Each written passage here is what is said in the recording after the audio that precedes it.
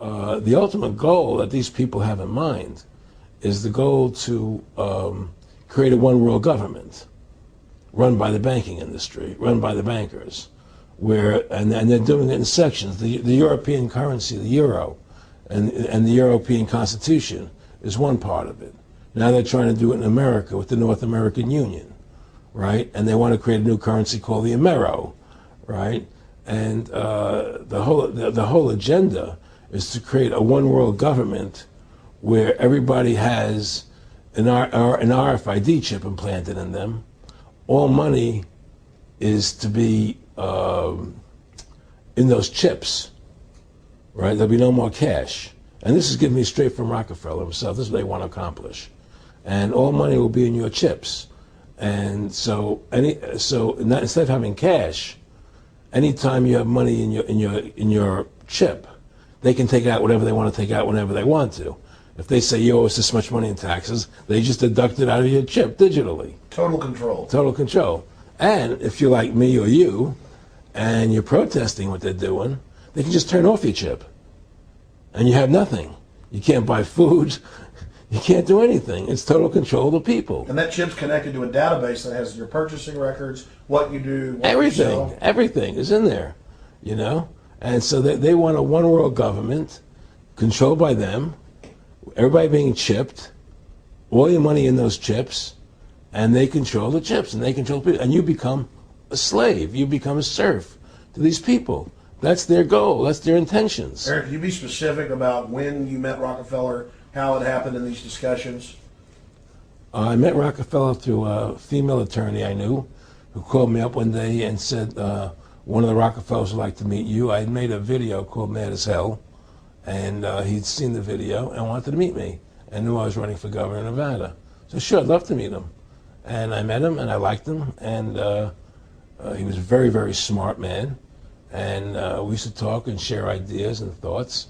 And he's the one who told me 11 months before 9/11 ever happened that there was going to be an event. Never told me what the event was going to be, but there was going to be an event. And out of that event, we were going to invade Afghanistan to run pipelines from the Caspian Sea. We were going to invade Iraq, you know, to take over the oil fields, establish a base in the Middle East, and make it all part of the New World Order. And we go after Chavez in Venezuela. And sure enough, later 9/11 happened. And I remember he was telling me how how you're going to see soldiers looking in caves for people in Afghanistan and Pakistan and all these places. And there's going to be this war on terror, which there's no real enemy. And the whole thing is a giant hoax, you know, but it's a way for the government to take over the American people. He told you it was going to be a hoax. Oh, yeah. Oh, yeah. There's no question. He says, there's going to be war on terror. And he's just laughing. There's no... Who are we fighting? I mean, why do you think 9/11 happened and then nothing's happened since then? Do you think that our security is so great here that these people who pulled off 9/11, who were able to, can't knock down another plane? Come on, it's ridiculous. 9/11 was done by people in our own government and our own banking system to perpetuate the fear of the American people into subordinating themselves to anything the government wants them to do. That's what it's about, and to create this war, this endless war on terror. And that's why and that was the first lie. And the next lie was going into Iraq, you know, to get Saddam Hussein out with his weapons of mass destruction. That was the next lie. Now, specifically, this was a little over 6 years ago. This was 11 months before 9/11. Yeah. And Nick Rockefeller, who's a lawyer, he's become your friend over the previous years, and he's saying to you that there's going to be this big event, and then out of that we're going to have a war on terror, and it's just going to go on and on. Right. An endless war on terror without any real enemy. That you can never, so you can never define a winner. And did he say that it's going to be perfect because you can't define an enemy? It just goes on and on? Yeah, because you can't define a winner. There's no one to beat, so it goes on and on forever. And they can do whatever they want. They scare the hell out of the American public. Look, this whole war on terror is a fraud. It's a farce. It's very difficult to say it out loud because people are intimidated against saying it. Because if you say it, they want to make you into a nutcase. Let's But be the truth has to come out. That's why I'm doing this interview. The fact of the matter happens to be that the whole war on terror is a fraud. It's a farce. Yeah, there's a war going on in Iraq because we invaded Iraq. And people over there fighting, you know. But the war on terror, it's a joke, you know. And until we discover what really happened on 9/11 and who was responsible for 9/11, because that's where the war on terror emanates from. That's where it comes from. It was 9/11 that allowed this war on terror to begin. And until we get to the bottom root of 9/11, the truth of 9/11, we'll never know about the war on terror. Aaron, you said that he was, and I think it's important, and I know this about the Rockefellers from Dr. Dennis Cuddy and many others who literally, you'll be 20 years old in a lunch line at college, and no, there's David Rockefeller. And here's here. I mean, they're experts at recruiting and getting what they call players, and that clearly he was.